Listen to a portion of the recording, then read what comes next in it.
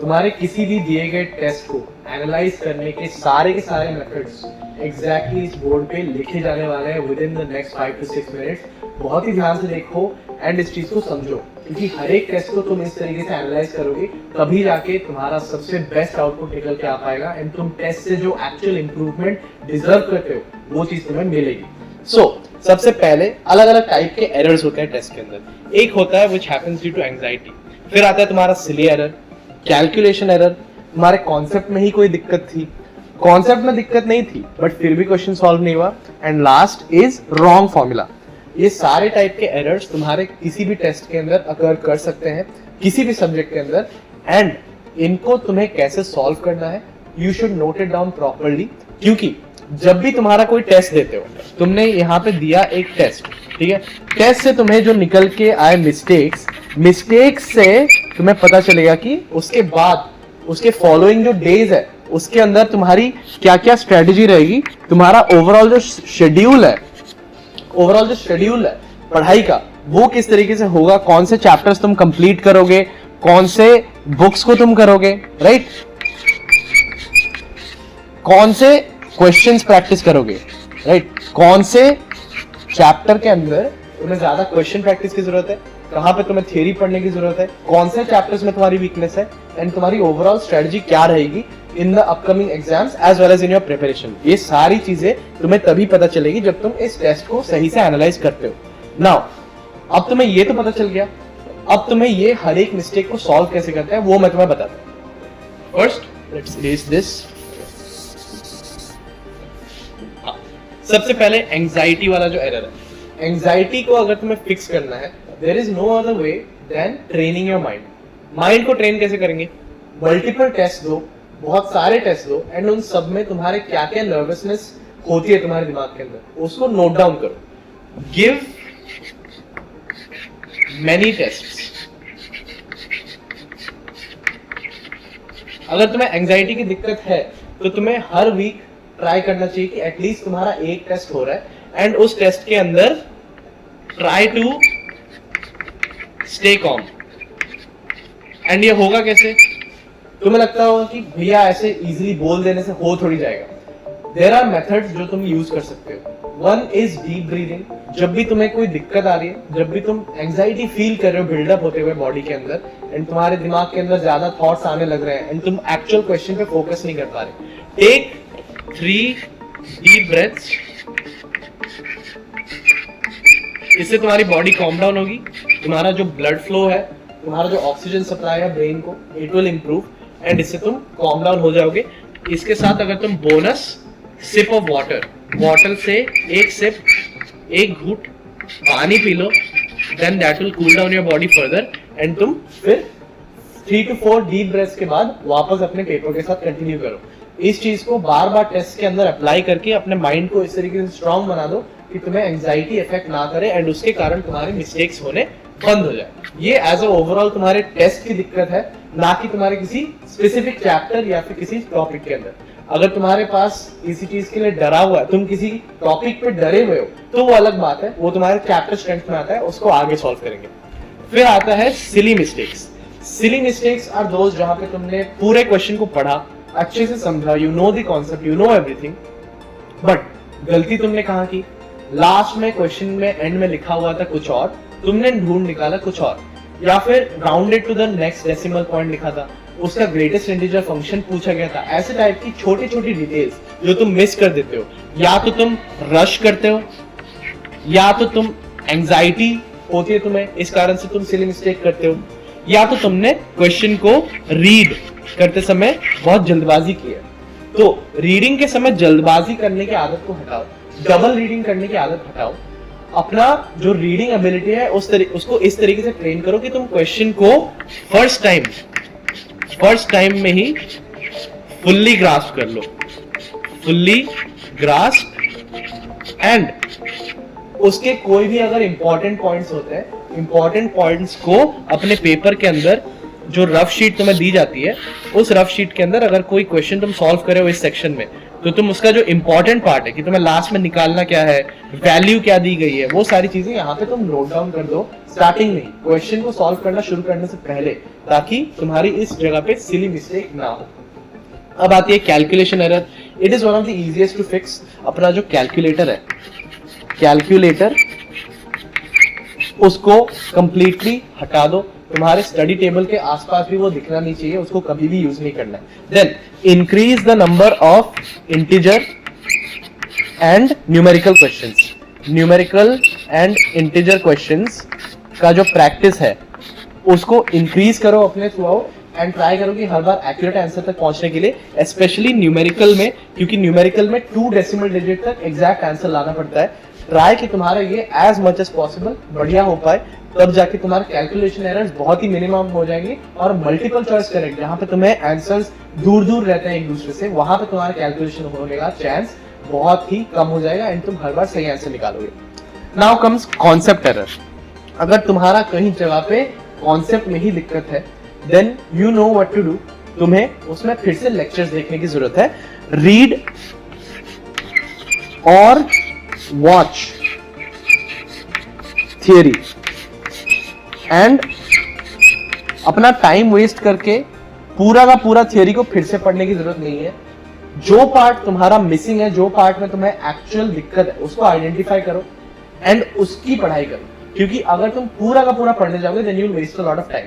वो specific parts को पढ़ोगे तो फिर तुम्हारा आधा घंटा 1 घंटा के अंदर ही एक चैप्टर के अंदर की सारी वीकनेसेस जा सकती है। फिर आती है कैंट सॉल्व। भैया मैंने कॉन्सेप्ट पढ़ लिया, मैंने अच्छे से समझ लिया सब कुछ, बट फिर भी मैं वो समझ नहीं आ रहा है इसको सॉल्व कैसे करना है। मैं प्रोसीड ही नहीं कर पाया एग्जाम के अंदर, मेरे दिमाग के अंदर एक प्रोसेस बैठा नहीं। So how to do this? Solve examples. Solve examples ढेर सारे पढ़ो, या तो देखो टीचर्स को सॉल्व करते हुए।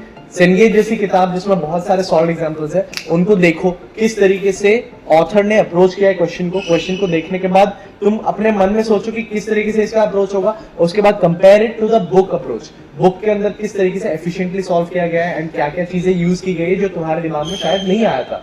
और अगर तुम इसको वीडियो फॉर्मेट में देख रहे हो तो टीचर भी अपना अप्रोच, अपने खुद के थॉट्स, कैसे तरीके से वो सोल्यूशन तक पहुंचा, ये सारी चीजें वो तुम्हें बता रहा होगा। So solve examples are the way to go if you can't solve a particular problem and तुम्हारी सॉल्विंग एबिलिटी में दिक्कत है।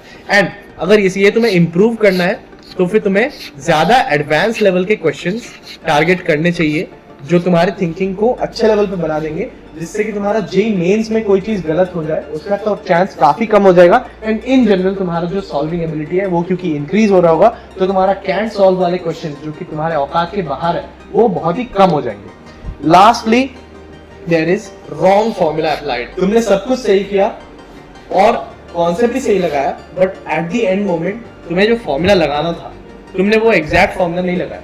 कहीं पे तुमने r क्यूब की जगह r² कर दिया, कहीं पे तुमने डिनोमिनेटर में पाई डिवाइड करना तुम भूल गए। इस कारण से तुम्हें बिना मतलब के -1 होगा instead of +3।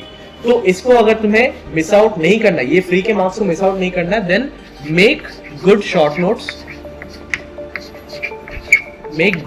Notes and make good formula sheet.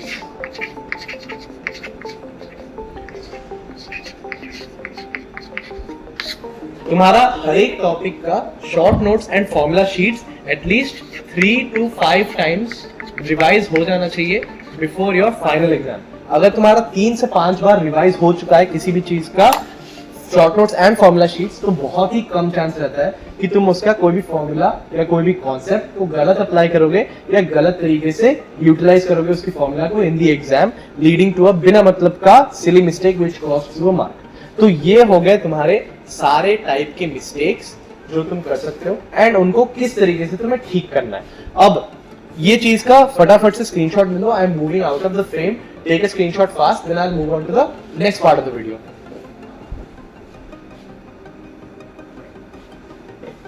Okay, majority part हो चुका है। नेक्स्ट तुम्हें बस एक छोटी सी चीज समझनी होगी कि ये सारा इंफॉर्मेशन तुम्हारे पास आ तो गया, अब इसके साथ तुम्हें करना क्या है। इसको तुम्हें एक डिसऑर्गेनाइज मैनर में स्टोर नहीं करना है, बट रैदर तुम्हें क्या करना है, इसको एक ऑर्गेनाइज वे में अपने लिए यूटिलाइज करना है। तुम्हें इसका बनाना पड़ेगा प्रॉपर डेटाबेस एंड अपने मिस्टेक्स को स्टोर करके फॉर द फ्यूचर तुम्हें रखना पड़ेगा। Let me show you through a simple diagram. देखो तुम्हारा अगर सपोज तुम्हें पता चलता है कि फिजिक्स तुमने एनालाइज किया, देन उसके एनालिसिस में तुम्हें क्या क्या लिखना पड़ेगा। जो मेजर मिस्टेक्स वाले चैप्टर्स हैं उनको आइडेंटिफाई करो एंड उनके साइड में उनका मेजर रीजन लिख दो कि मेरा जो इलेक्ट्रोमैग्नेटिक इंडक्शन वाला चैप्टर है इसमें मेरे 10 टोटल मिस्टेक्स हुए, ठीक है, जिसमें से 3 were due to calculation, 3 silly errors थे, 2 में मेरा कुडंट सॉल्व हो गया, ठीक है, गलत सॉल्व कर दिया, एंड फिर और 2 में फॉर्मूला गलत हो गया। इस तरीके से तुम अगर आइडेंटिफाई कर देते हो कि ये चैप्टर में मेरे को ये सारी दिक्कतें हैं, तो ये तो काफी बैलेंस दिख रहा है कि यहाँ पे इसकी भी दिक्कत है, इसकी भी दिक्कत है, तो तुम्हें हो सकता है एज अ ओवरऑल इस चैप्टर को ही फिर से देखना पड़े, उसके शॉर्ट नोट्स का रिवीजन, उसका कॉन्सेप्ट, उसके एडवांस क्वेश्चन, सब चीज बार फिर से करना पड़े। फिर ऐसा भी हो सकता है कि कोई क्वेश्चन हो, सपोज ऑर्गेनिक केमिस्ट्री में अल्कोहल वाला चैप्टर में यू फाइंड आउट कि तुमने 5 गलतियां करी, जिसमें से तुम्हारा एक्चुअल्स में जो पांचों के पांचों are because you couldn't solve them. Formula तुम्हें आती थी, कॉन्सेप्ट तुम्हें आते थे, रिएक्शंस आते थे, बट तुम्हें सही टाइम पे उसको अप्लाई करके सॉल्व करना नहीं आया। तो यहाँ पे तुम्हें क्लियरली पता चल गया कि अल्कोहल फिनॉल ईथर में तुम्हें करने की जरूरत है सॉल्ट एग्जांपल्स अगर तुम करोगे तो फिर तुम्हारा अल्कोहल फिनॉल ईथर में जितने भी मार्क्स तुम लूज आउट कर रहे हो वो तुम गेन कर लोगे। तो इस तरीके से तुम्हें सब्जेक्ट वाइज क्या टारगेट करना है in the future based on what your analysis is, ये तुम्हें पता चल जाता है। एंड अगर ये पूरा एनालिसिस तुम बैठ के करोगे प्रॉपरली, हर एक एग्जाम के बाद तुम्हें एग्जाम देने में लगेंगे 3 आवर्स, एंड उसके बाद 3 आवर्स या तो उससे थोड़ा ज्यादा भी लग सकता है अगर तुमने बहुत थरो एनालिसिस किया, बट ये 3 आवर्स बहुत ही वर्थ इट होंगे। ये होंगे तुम्हारे एनालिसिस के आवर्स, ये होंगे तुम्हारे टेस्ट के आवर्स। तुम अगर हफ्ते में एक टेस्ट दोगे एंड उसको अच्छे से एनालाइज करोगे 3 आवर्स 3.5 आवर्स देके, एंड उसके बेसिस पे अपना पूरा नेक्स्ट वीक का शेड्यूल बनाओगे, जिसमें तुम्हारा शेड्यूल में 70% time will be dedicated to completing whatever is going on currently तुम्हारे कोचिंग के अंदर, एंड बाकी 30% तुम्हारे ये सारे जो वीकनेसेस है, सारे वीकनेसेस जो तुम्हें एनालिसिस से पता चले, वो वीकनेसेस को ठीक करने के लिए ये 30% टाइम जाएगा। सो इससे क्या होगा, तुम्हारा करंट सिलेबस कंप्लीट होते जाएगा, एंड उसके साथ साथ तुम्हारा जो भी मिस्टेक्स हो रहा है जिसके कारण तुम्हारे मार्क्स लीक आउट कर रहे हैं, ये जो ओवरऑल टैंक है तुम्हारे मार्क्स का उसमें से पानी लीक आउट करते जा रहा है, वो लीकेजेस को स्टॉप करने के लिए this 30% of time is required, ताकि तुम्हारे पास के चैप्टर ज्यादा स्ट्रांग होते जाए एंड तुम उनमें मिस्टेक्स कम से कम करो, एंड ये 70% time is so that you don't fall behind, and अपने करंट सिलेबस को तुम उतने ही शिद्दत से कंप्लीट करते जा रहे हो, and you are going on with your JEE journey. That brings us to the end of this video. ये वीडियो से तुम्हें फुल ऑन अंडरस्टैंडिंग मिल गया होगा कि टेस्ट को from the beginning to the end analyse कैसे करते हैं, एंड उससे अपने फ्यूचर के जो गोल्स है for the next week, for the next month, किस तरीके से डिसाइड करते हैं, एंड उसमें भी हमें टाइम डिवीजन किस तरीके से करना है। You have understood this very well. With this I wish you all the best, keep striving.